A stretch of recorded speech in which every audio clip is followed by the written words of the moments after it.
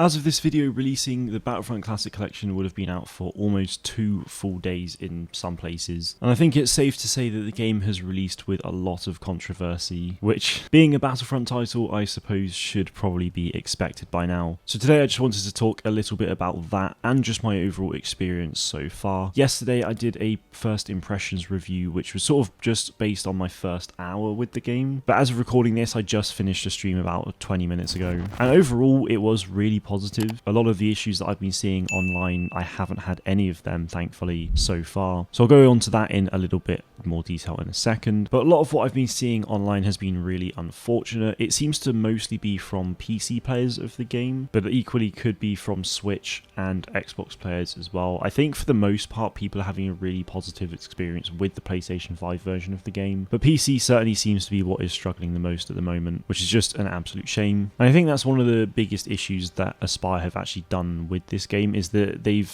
almost seemingly focused a lot on the PlayStation 5 version of the game and not like fully ignored the other platforms, but not almost bothered about them so much because maybe they're anticipating lower sales for that platform, so they're like, oh, we don't have to worry too much because there won't be so many people. But you know, Battlefront Updates reported that even in the early access version of the game, he was having tons of server lag and issues and getting kicked out of the game and everything like that. And now that the game is live, he is still having these issues, and plenty of other PC players are having the issues as well, to the point where the Steam reviews are mostly negative, and apparently thousands of people have already refunded the game, which is just absolutely mental. And hopefully it just shows that Aspyr cannot release a game in the state that it's in. So I think it's honestly a good thing that people are getting a refund, because it shows that, you know, we can't just be sold a half-assed version of the game and, you know, expect them to get away with it, because that's just not the case. I mean, I personally am not going to be refunding the game because, like I said, I've got it on PlayStation 5. I'm having an overall really positive experience so far. The single player version of the game is absolutely fantastic, honestly. I think that's the same across all platforms. So if you don't care about the multiplayer but you want to experience the single player stuff in a higher quality than what the originals were, then I'd say it is worth getting, because obviously all of the textures and everything have been completely upscaled, all the menus look better. So from that perspective, it's absolutely worth getting. But obviously, if you do care about multiplayer, that is where there are huge problems, and honestly, I would recommend you not buying the game right now on PC, especially if you are concerned about multiplayer. But hopefully things might change within the next week or two, we just don't know. Hopefully Aspyr will be pushing out a patch tomorrow, hopefully, or as of this video going live, hopefully they would have done it by now, or just at least within the next week, hopefully they can push out some kind of fixes to be able to sort things out, because it's really not in an acceptable state, and it just makes you wonder why that is.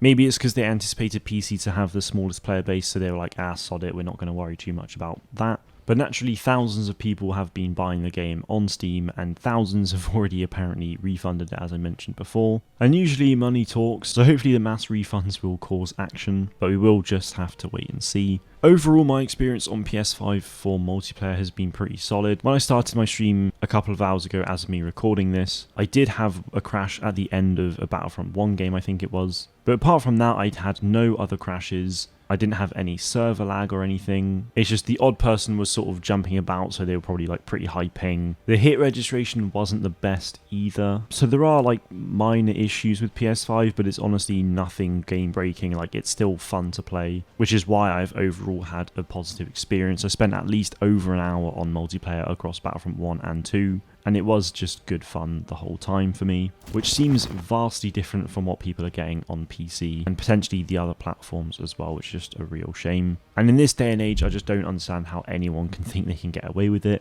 Maybe Aspyr were just testing with, you know, one server on at a time, which just isn't going to be true to life. And in fact, on PC, I think they only had 3 dedicated servers at the start, which means that only 192 people can play on dedicated Aspyr servers, which is just another thing that's just ridiculous. PS5, if I scroll through the list, had at least sort of 20 across various modes, I think, which seems to be absolutely fine for my server region, in fact, so it's probably got way more depending on what region you're in, but those were about 20 servers, or potentially a little bit more or less, all on a relatively decent ping. Definitely not the best ping though. I mean, it was on like 50, which isn't great, but you know, it's bearable, so that's good for me. But yeah, to release the game with barely any servers on PC is a bit mental, honestly. And in saying that, the first time I booted up the Battlefront 1 multiplayer, there were no dedicated Aspire servers for PlayStation, but when I went on it today, there were quite a few. So the game's been out for less than 24 hours here in the UK, so maybe things will change as the week progresses, but it's really not a strong start for Aspire Media. So I think they have a lot of questions to answer, honestly. Hopefully they will release some kind of statement saying something, or I just don't really know.